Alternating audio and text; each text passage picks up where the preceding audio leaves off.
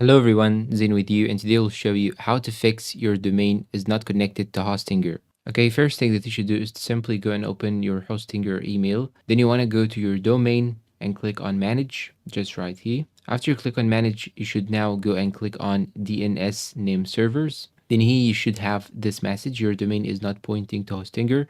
To manage DNS records, change your name servers to Hostinger. So simply click on change name servers right here. After that, you want to go and click on use Hostinger name servers, and this is the recommended option. Then you want to go and click on save. After that, here it will show you this message, and this might take up to 24 hours for the domain to propagate to the new name servers. Now let's say that your problem isn't fixed. In this case, you should contact Hostinger support and they will fix your trouble. And that's all for today's video. If you find it helpful, please support us with like, subscribe, comment, share. Thank you for watching, and please suggest new topics that we can make videos about.